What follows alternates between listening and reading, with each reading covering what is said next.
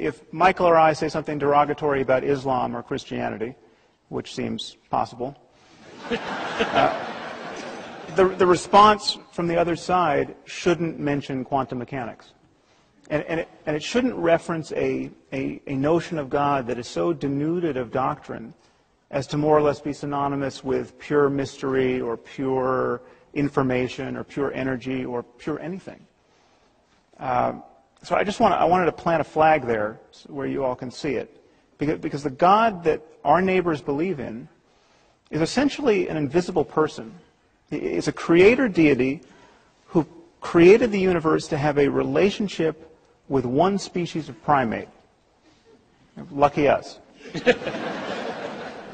and he's got galaxy upon galaxy to attend to, but he's especially concerned with what we do, and he's especially concerned with what we do while naked.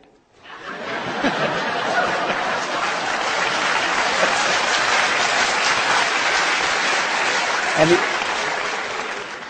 he almost certainly disapproves of homosexuality. And he's created this cosmos as a vast laboratory in which to test our powers of credulity. And the test is this: can you believe in this God on bad evidence? Which is to say, on faith. And if you can, you will win an eternity of happiness after you die. I think I want to say something, address something that Sam Harris said. He said God is very concerned about what we're doing naked. Well, what we're doing naked is the very mechanics of creation. So we don't have to be embarrassed about. Sometimes, at least now, yes, sometimes. Okay, what scientific proof? I think science is, and again, in deference to Sam Harris, he said, don't go the way of quantum physics. I think I'm going to have to say that science is now in a process of overthrowing the climactic overthrow of the superstition of materialism. That everything that we call matter comes from something that is not material.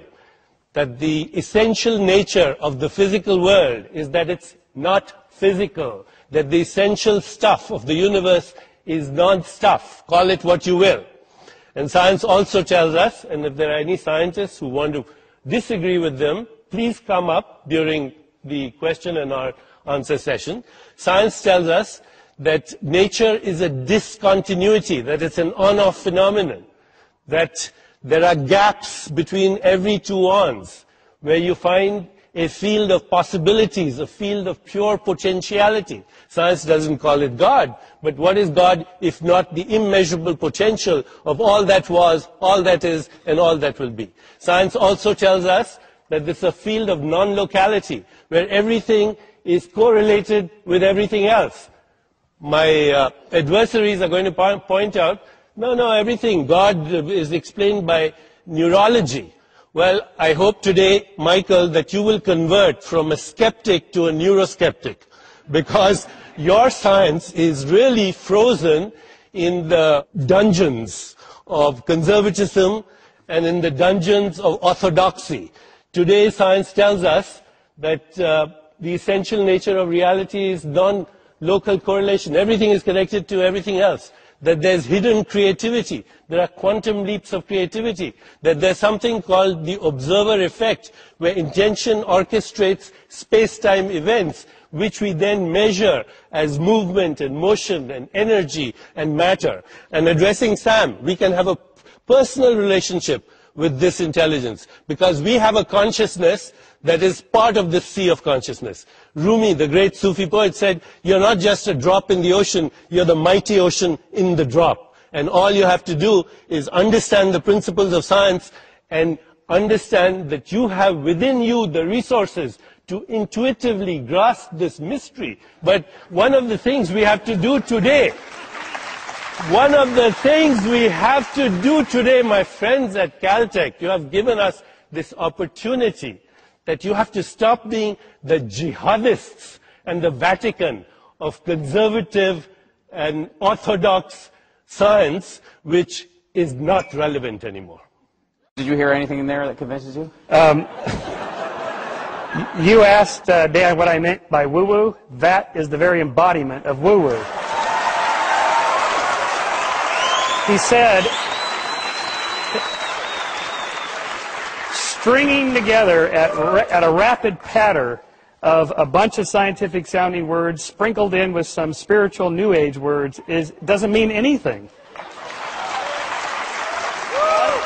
I hope that hang on, scientists Deepak. here in this audience. Yes. And by the way, scientists are not jihadists here. This is Caltech. We're not jihadists. That was really very unspiritual of you, very un-Deepak of you to say that. Well, you bring out the worst in me. Maybe you need to meditate a little bit there. I mean, just take just one example of this. Non-local, quantum effects, we're all connected. No, this is not true. When quantum physicists talk about non-locality and the interconnectedness of things, they're talking about things at the quantum level. Wait, well, let me just stop you for a second, because I will play the dummy tonight, because it's not a hard role for me to assume. What does non-local mean? I mean, I kind of understand what quantum physics means, but just give it to me really simple. Okay. There's this very simple two-slit experiment where you fire these photons through, and if you just have two streams of light, they form a little interference wave pattern, like throwing two rocks in a pond. You've already confused. Okay, and so it. Yeah, you want to interrupt? He's getting into the woo-woo now. No, this is just you. Okay, what he means by guys with woo-woo. What he means by non-local. What he means by non-local is that everything in the universe is interconnected, and it just is not true. It just isn't. And there's no reason to think that it's active at the level of the brain. That non-locality is a principle that is working. Hold on, Deepak, you spoke for quite some time. The deeper point to make here, and what is... But I want to address that brain thing that you just said. Okay, let's finish. You might not have to, because the deeper point here, and this is where the whole style and content of what you're saying is so deeply unscientific, is that there's not a physicist sitting on this stage right now. Okay, I would never be tempted to lecture a room full of 1,000 people at Caltech about physics. I'm not a physicist. You're not a physicist. And basically every sentence demonstrates that you speak on the subject. Now please don't take this as ad hominem. I mean, I'm talking about specifically what you said.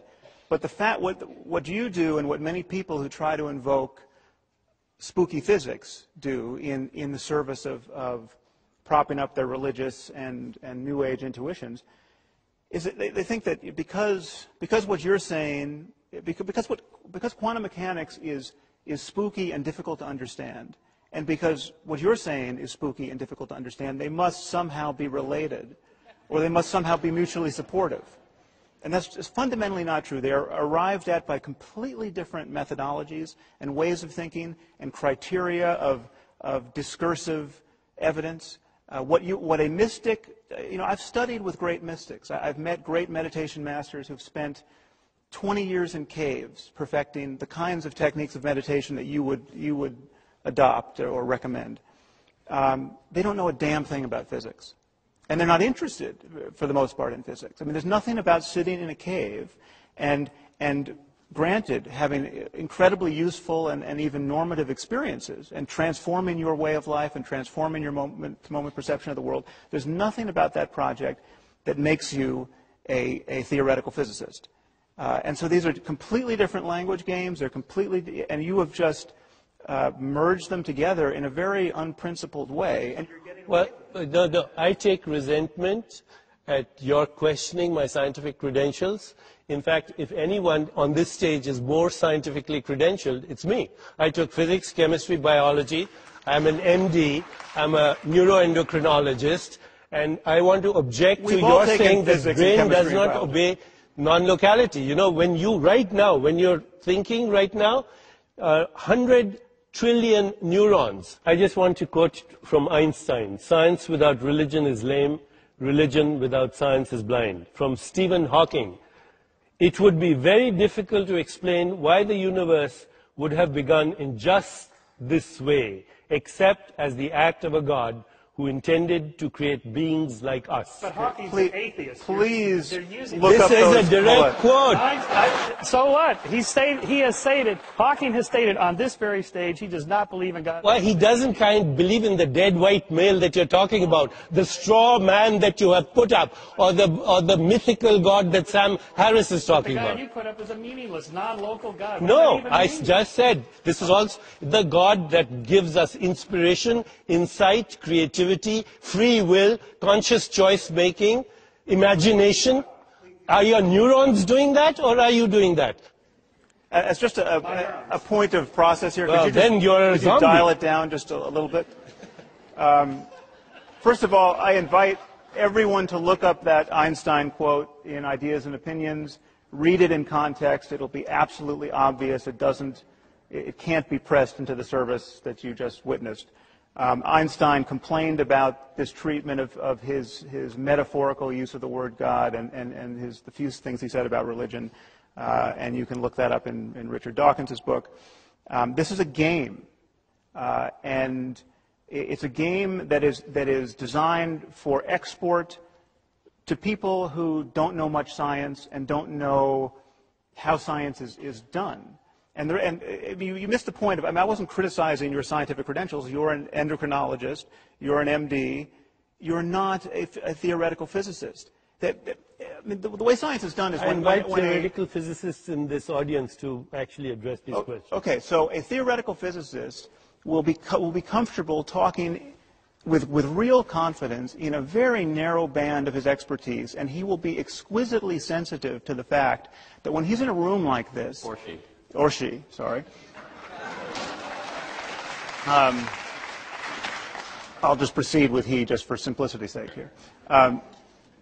He will be exquisitely sensitive to the fact that whenever he opens his mouth in a room like this, he is guaranteed to be speaking in front of half a dozen people who know more on any given issue than he does. The great irony of the popular conception of science as arrogant is that when you go to a scientific meeting, you don't see arrogance. I mean, you're about as likely to see real arrogance as you're likely to see nudity at a scientific conference. I mean, this is people are constantly offering caveats and hedges toward what they say.